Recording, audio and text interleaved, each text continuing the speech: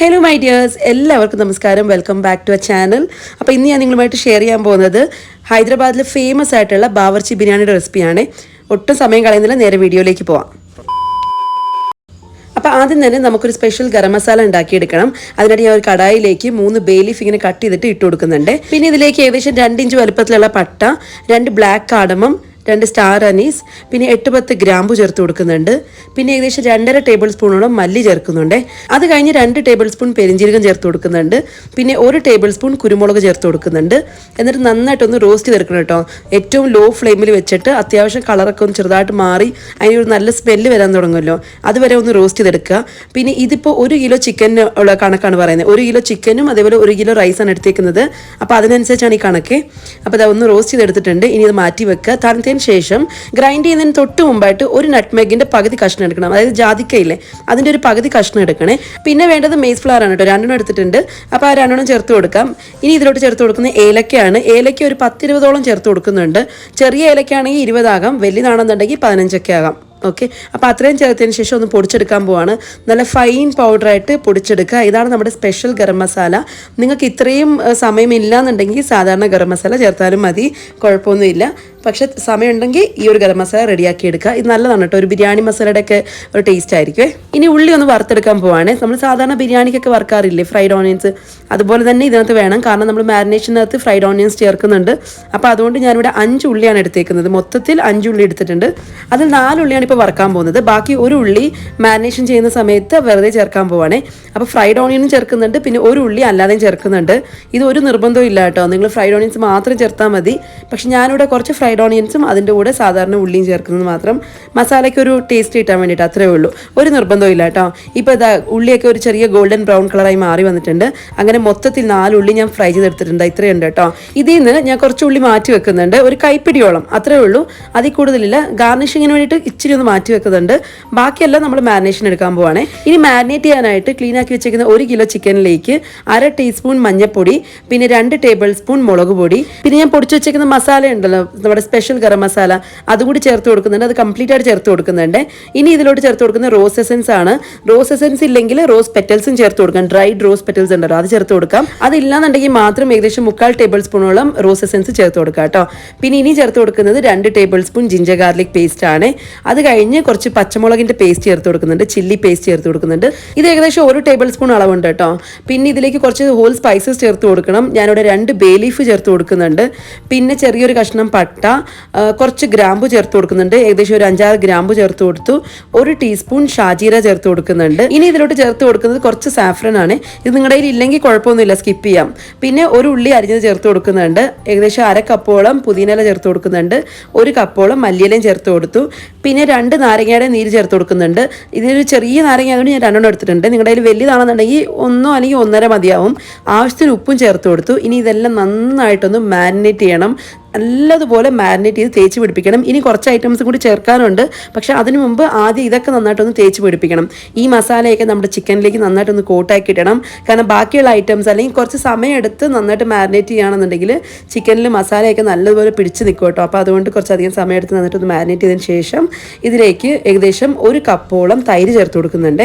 ആദ്യം ഫോർക്ക് വെച്ചിട്ട് തൈരൊന്ന് ഉടച്ചതിന് ശേഷം ചേർത്ത് കൊടുത്തിട്ടുണ്ട്. ഇനി ഇതിലോട്ട് ഫ്രൈഡ് ഓണിയൻസ് ചേർത്ത് കൊടുക്കാൻ പോവാണ്. ഏകദേശം ഇത്രയും ചേർത്ത് കൊടുക്കുന്നുണ്ട്. ബാക്കി 1 കൈപ്പിടിയോളം ഞാൻ മാറ്റി വെക്കുന്നുണ്ട് ഗാർണിഷിങ്ങിന് വേണ്ടിയിട്ട്.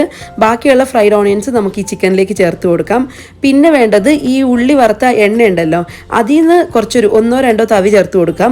ചൂടാവണമെന്നൊരു നിർബന്ധവും ഇല്ല, ചൂടില്ലെങ്കിലും കുഴപ്പമൊന്നുമില്ല കേട്ടോ. ചൂടെണ്ണ വേണമെന്നൊന്നുമല്ല, തണുത്തായാലും കുഴപ്പമൊന്നുമില്ല. പക്ഷേ ഫ്രൈ ചെയ്ത എണ്ണയാണെങ്കിൽ ഒന്നും കൂടി ടേസ്റ്റ് കൂട്ടും. അപ്പോൾ അത്രയും ചേർത്തതിന് ശേഷം വീണ്ടും എല്ലാം നന്നായിട്ടൊന്ന് മാരിനേറ്റ് ചെയ്യുകയാണ്.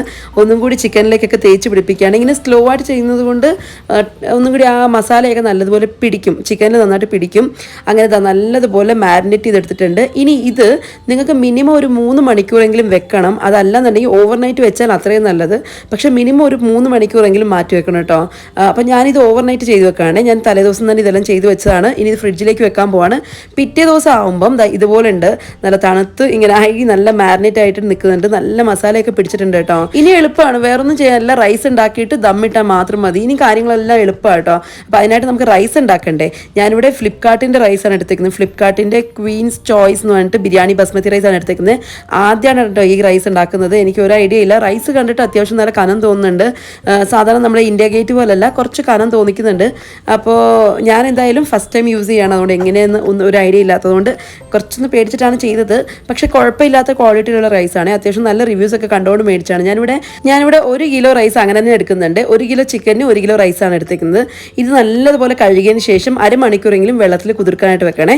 ഇനി ആ സമയം കൊണ്ട് നമുക്ക് വെള്ളമൊക്കെ ഒന്ന് തിളപ്പിച്ചെടുക്കാം. റൈസ് ഇടാനായിട്ട് വെള്ളം തിളപ്പിച്ചെടുക്കാം. അപ്പോൾ ഞാൻ വലിയൊരു പാത്രത്തിൽ വെള്ളം ഒഴിച്ചു കൊടുത്തിട്ടുണ്ട്. ഇതിലേക്ക് ഹോൾ സ്പൈസസ് ചേർത്ത് കൊടുത്തു. ചെറിയൊരു കഷ്ണം പട്ട, പിന്നെ 4-5 ഗ്രാമ്പു, 4-5 ഏലക്ക, 1 ടീസ്പൂൺ ഷാജീര, കുറച്ച് മല്ലിയില, 3 പച്ചമുളക്, ഇത്രയും ചേർത്ത് കൊടുത്തിട്ടുണ്ട്.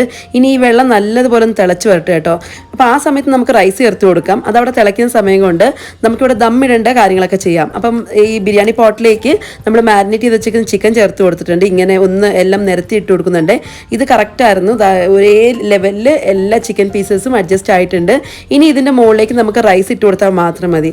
അപ്പോൾ ഞാൻ നോക്കുന്ന സമയത്ത് വെള്ളം തിളച്ച് തുടങ്ങിയിട്ടുണ്ട്. ഞാൻ ആവശ്യത്തിന് ഉപ്പും ചേർത്ത് കൊടുത്തു. എന്നിട്ട് കുറച്ച് എണ്ണ ഒഴിച്ചു കൊടുത്തിട്ടുണ്ട്. പിന്നെ 2 നാരങ്ങ നീര് പിഴിഞ്ഞു കൊടുത്തിട്ടുണ്ട്. ഞാൻ പറഞ്ഞ പോലെ ചെറിയ നാരങ്ങയാണ്, അതുകൊണ്ടാണ് 2 നാരങ്ങ എടുത്തേക്കുന്നത്. നിങ്ങൾ നോക്കിയിട്ട് എടുത്താൽ മതിയേ. ഇനി ഇത് നല്ലതുപോലെ തിളക്കട്ടത്. നന്നായിട്ട് തിളച്ച് വരുന്നുണ്ട്. ഈ സമയത്ത് നമ്മുടെ ബസ്മതി റൈസ് ചേർത്ത് കൊടുക്കാം. 30 മിനിറ്റ് ഞാൻ വെള്ളത്തിലിട്ടിട്ട് മാറ്റി വെച്ചേക്കായിരുന്നു. അപ്പോൾ അതും കൂടി ചേർത്തതിന് ശേഷം ഒരു 5 മിനിറ്റൊക്കെ ആകുമ്പോഴത്തേന് അത്യാവശ്യം ഒരു 70 to 80% വെന്ത് വരും. ഈ സമയത്ത് നമുക്ക് ഫസ്റ്റ് ലെയർ റൈസ് ഇട്ട് കൊടുക്കാം കേട്ടോ. ഇപ്പോൾ അത്യാവശ്യം ഒന്ന് ഉടഞ്ഞു വരാൻ തുടങ്ങിയിട്ടുണ്ട്, ചെറുതായിട്ടൊന്ന് ഉടഞ്ഞു വരുന്നുണ്ട്. ഈ സമയത്ത് നമുക്ക് ഈ കുറച്ച് റൈസ് എടുത്ത് ആദ്യം ഒന്ന് ലെയർ ഇട്ട് കൊടുക്കാം. എല്ലായിടത്തും ഒന്ന് സ്പ്രെഡ് ചെയ്ത് കൊടുക്കുക. റൈസ് ഈക്വലി ഒന്ന് സ്പ്രെഡ് ചെയ്ത് കൊടുക്കണേ. എന്നിട്ട് സാധാരണ നമ്മൾ ഗാർണിഷിങ്ങിന് എന്തൊക്കെയാണോ ഇടുന്നത്, ഉള്ളി പിന്നെ മല്ലിയിലേക്ക് ഇടുമല്ലോ, അതുപോലെ തന്നെ ചേർത്ത് കൊടുക്കുന്നുണ്ട്. കുറച്ച് ഫ്രൈഡ് ഓണിയൻസ് ഇട്ട് കൊടുത്തു. പിന്നെ കുറച്ച് മല്ലിയില ഇട്ട് കൊടുത്തിട്ടുണ്ട്. ഞാൻ വേറെ ഒന്നും ചേർത്തിട്ടില്ല, പുതിനയില ഇട്ട് കൊടുത്തിട്ടില്ല കേട്ടോ. മല്ലിയില മാത്രമേ ഇട്ടിട്ടുള്ളൂ. ഇനി ഇതിൻ്റെ മുകളിലായിട്ട് അടുത്ത ലെയർ റൈസ് ഇടാം. അപ്പോൾ ഈ സമയം കൊണ്ട് വെള്ളത്തിൽ തന്നെ കിടക്കുകയാണ്, ചൂടുവെള്ളത്തിൽ തിളച്ചുകൊണ്ടിരിക്കുക. അപ്പോൾ അതുകൊണ്ട് തന്നെ കുറച്ചൊന്ന് സോഫ്റ്റ് ആയിട്ടുണ്ട് റൈസ്. സോ ഇനി ഈ റൈസ് നമുക്ക് അടുത്ത ലെയർ ആയിട്ട് ഇട്ട് കൊടുക്കാം. പിന്നെ നിങ്ങൾക്ക് ഒറ്റയടിക്ക് ഇടണമെന്നുണ്ടെങ്കിൽ അങ്ങനെയും ചെയ്യാം കേട്ടോ. പക്ഷേ ഞാനിവിടെ 2 ലെയർ ആയിട്ട് ഇട്ടെന്ന് മാത്രം.